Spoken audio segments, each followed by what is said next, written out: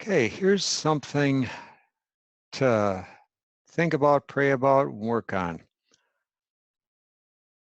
It's about being put to the test, facing life's challenges, and am I up to the test?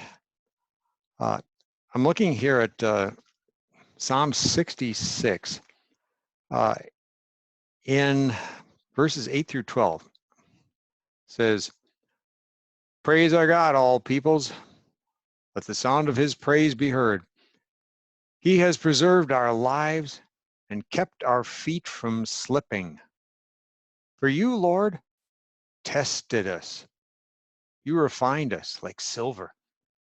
You brought us into prison and laid burdens on our backs. You let people ride over our heads. We went through fire and water, but you brought us to a place of abundance." Now, that thing about being tested, it's a feeling I'm way too familiar with. I don't know about you. Am I up to the challenge? All the challenges life throws at me. And do I pass or fail? And how do you gauge whether you pass or fail? Well, for alcoholic, if I stay sober, I pass. If I relapse, I failed. Might take it all the way to if I'm saved, salvation, that's passing. Damnation, that's failure. Yeah, this constantly feeling like I'm on a pass-fail basis. I'm constantly facing that kind of test.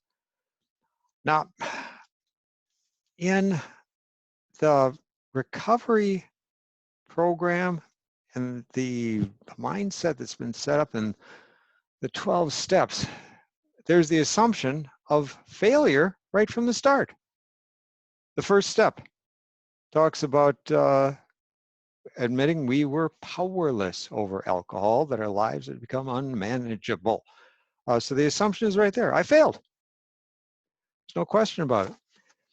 At a retreat I was at a while back, I heard this.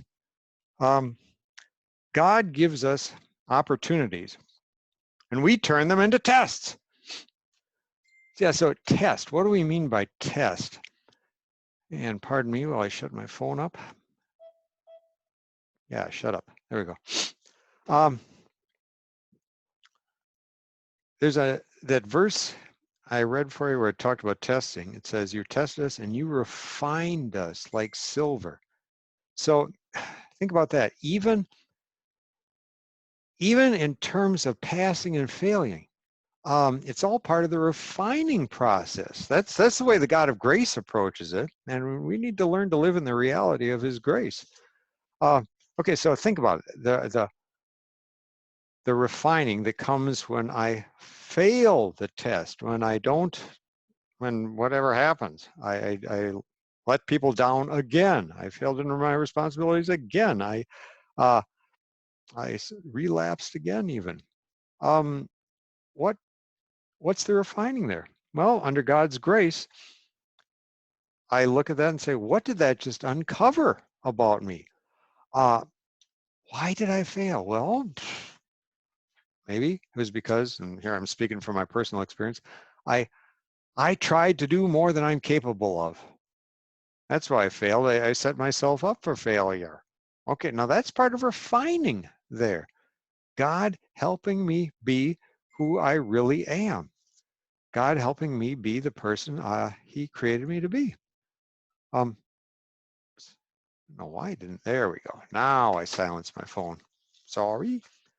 All right, now here's another one. What reason why I fail, and one of the refinements God brings about by His grace.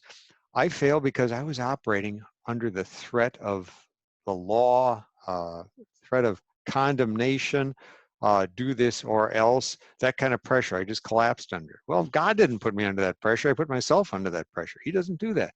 So there's refining. Aha, there I was, not operating in God's world of grace. Okay. That's refinement. God's tests are not meant to be pass, fail. Do I accept you or do I reject you? Never a God of grace. That's not how He operates. The last verse I read for you, verse 12. You brought us to a place of abundance.